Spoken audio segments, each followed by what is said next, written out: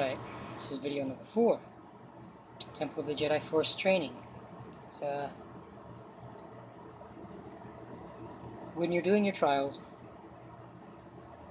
it is usually 3 to 4 different programs used to see your point of view on certain situations, where your morality compass sits, and instinctively what you would be doing.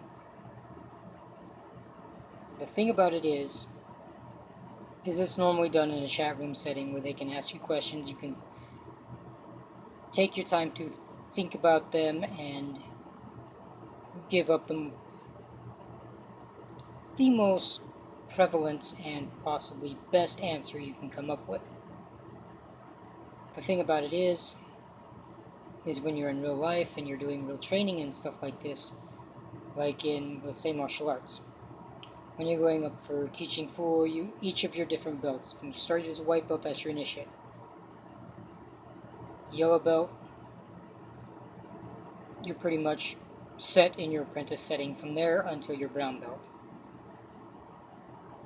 But when you progress from your yellow belt to your green belt to your orange belt, your red belts, your brown belts, whatever, however the martial arts program is set up in your belt systems, when you go out for each belt, you're put into a fighting situation. You show what you've learned. You've shown you're caught up for your offense, you're caught up for your defense, and then you're put into an actual situation where you have to use this, where your muscle memory kicks in and your brain is like, okay, I gotta strategize for this and this and this. There's this many people, they're using this. You gotta figure it out. Sitting in a chat room, you have time to look through this.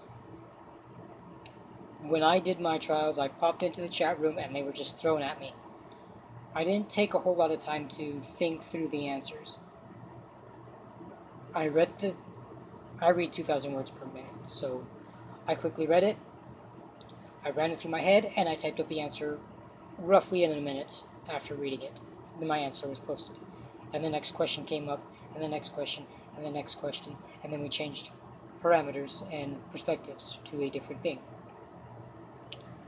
But the trials are based on the trial of skill, the trial of courage, the trial of spirit, and the trial of the flesh. There's a couple more that can be thrown in at random times. But really, it's all based on your real life experiences in conjunction of what you've just learned as an apprentice and an initiate in the temple. The way you go about this,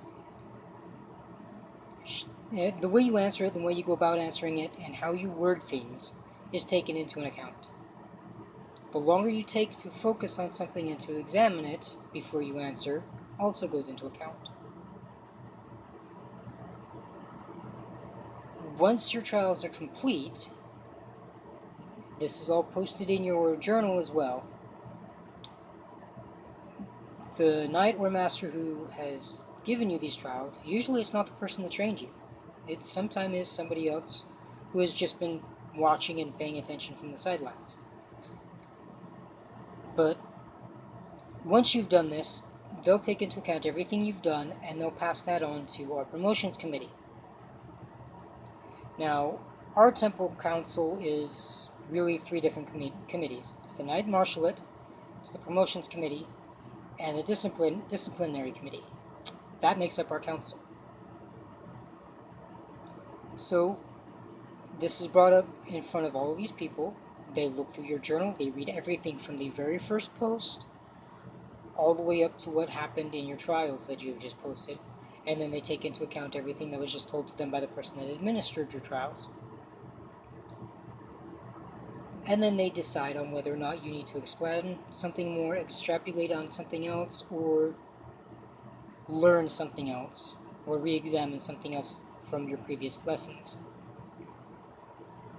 When they feel you have completed things to I'm going to say more than adequate standing, you are promoted to knight. Now, with our site, there is another thing that is different. Whether or not you want to create a lightsaber hilt to show that you've completed your apprentice training into a knight is up to you. It's not something set up by us. I was offered the choice. I wanted to build my own, but at the time I wasn't working, didn't have any money, and finding the pieces around and getting my hands on the tools to do it was a little difficult.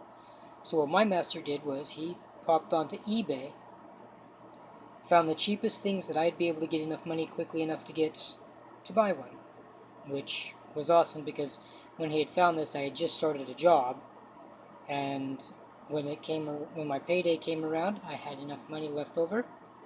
I bought an original Graflex flash hilt from episode 4. Not that same hilt, but a Graflex designed to look just like it. It was a real Graflex flash handle with the flash bulb still in there and all the electronics in there for that. It turned into a flashlight, really. But I bought that. That was my knighthood saber, saying, hey, I dedicated my life to this. This is what I'm doing. I've been there 16 years this May. Or for 10 years this May. And it's been quite a journey. I've already got to cut this one short. We're at 6.5 minutes already, so video 5 coming up.